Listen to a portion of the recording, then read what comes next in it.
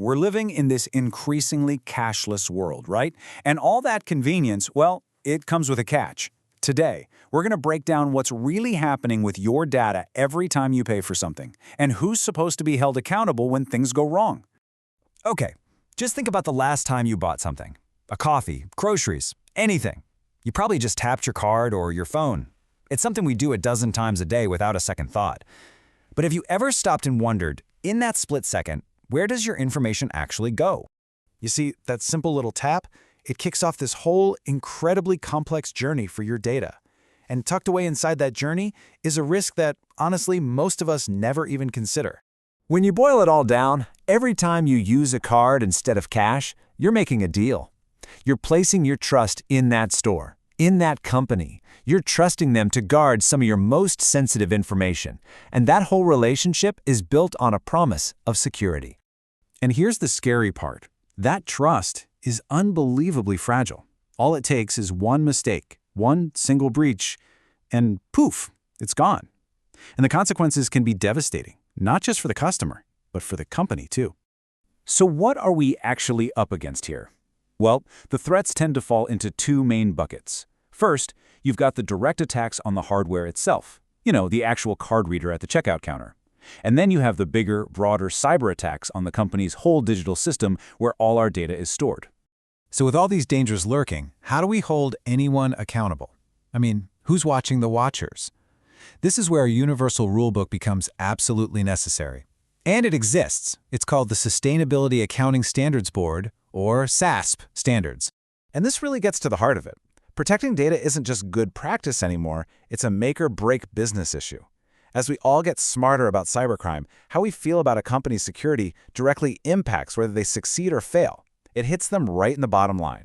These SASB standards, which are now actually part of the bigger IFRS foundation, they provide a blueprint, a way for companies to be totally transparent about how they handle the big stuff. And believe me, data security is one of the biggest. So what are they exactly? Well, think of them like 77 different playbooks, one for pretty much every industry out there. They give companies clear instructions on how to report risks like, say, a gigantic data breach that are serious enough to actually affect their financial health and their stock price. It's all about making these invisible risks visible to the people who invest in them.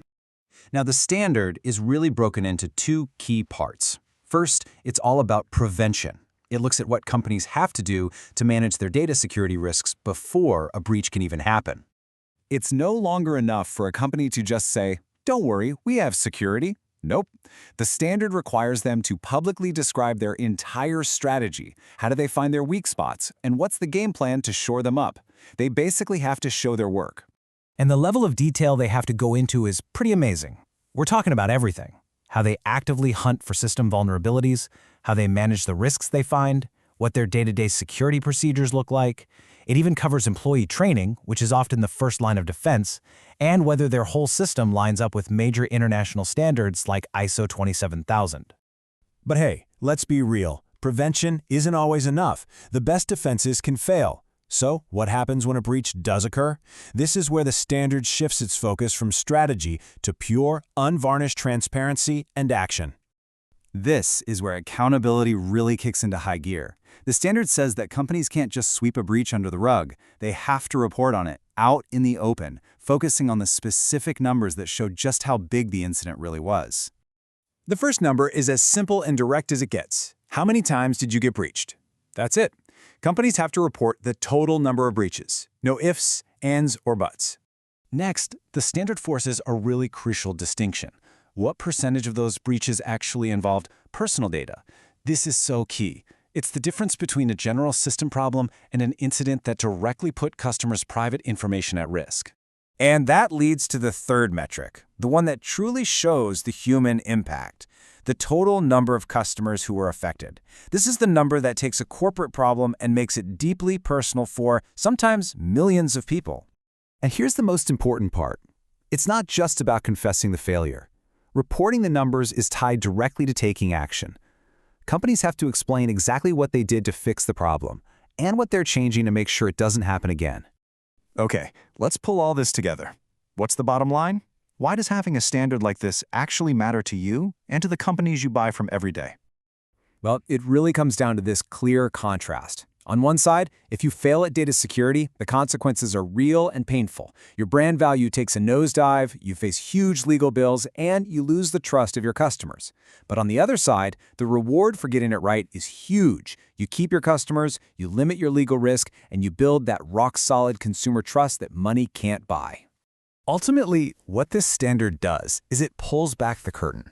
It gives investors, and by extension all of us, a way to see in black and white which companies are actually taking the job of protecting our data seriously and which ones are just paying it lip service. And so that kind of leaves us with one final thought. Now that you know there's a rulebook for all this, does it change how you feel about the companies you hand your data over to every single day? It really makes you wonder which ones are playing by the rules, doesn't it?